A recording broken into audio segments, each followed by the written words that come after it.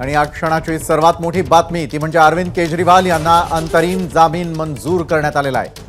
आपचे अरविंद केजरीवाल यांना ताब्यात घेण्यात आलेलं होतं आणि अखेर आज अरविंद केजरीवाल यांना अंतरिम जामीन मंजूर झाल्याची या क्षणाची मोठी बातमी।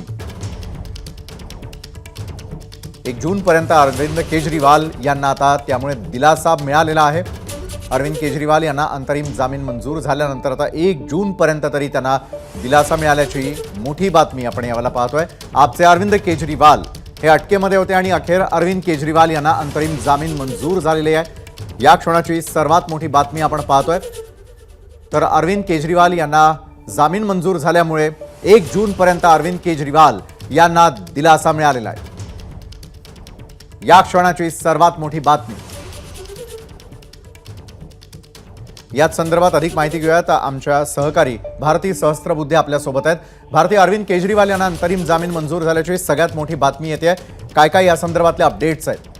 विशाल, खरं तर सगळ्या देशाचं आणि खास करून दिल्लीचं लक्ष लागून राहिलं होतं, कारण 2 दिवसापूर्वी सगळा युक्तिवाद संपला होता आणि जजेस जे होते सुप्रीम कोर्टाचे ते 2 दिवसापूर्वीच निकाल देतील अशी अपेक्षा होती। मात्र त्यांनी अगदी शेवटच्या क्षणी निकाल राखून ठेवला, जो निकाल आज वाचला गेला आणि अजूनही त्यांच्यावरचे जे आरोप आहेत, त्यांनी जी मागणी केलेली आहे जामिनाची, त्याच्यावर युक्तिवाद पूर्ण झालेला नाही।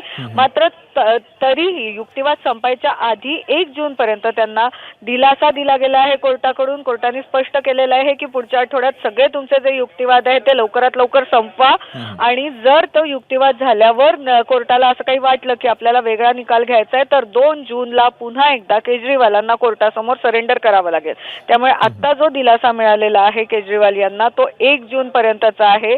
अंतरिम जामीन ज्याला आपण म्हणतो तशाच पद्धतीचा जामीन आहे। यानंतरही युक्तिवाद होणार आहे आणि युक्तिवादानंतर कोर्ट पुन्हा एकदा मोठा दिलासा द्यायचा की नाही जामिनाबाबतचा, त्याच्याबाबतचा निर्णय घेणार आहे। त्यामुळे हा आता फक्त आणि फक्त काही दिवसापुरता 1 जून पर्यंतचा दिलासा आहे।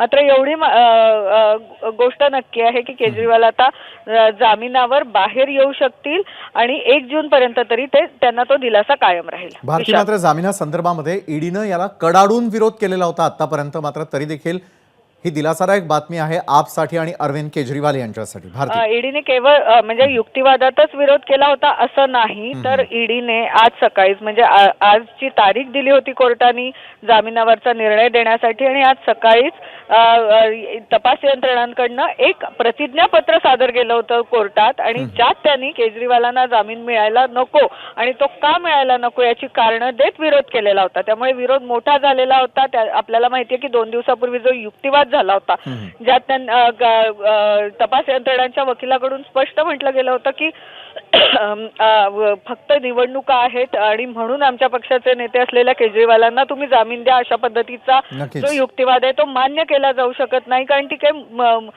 तो काही मूलभूत हक्क नाही। भारती, आणि एक प्रकारे त्यांना दिलासा मिळालेला। धन्यवाद आपण दिलेल्या या सविस्तर माहितीसाठी। एबीपी माझा, उघडा डोळे बघा नीट।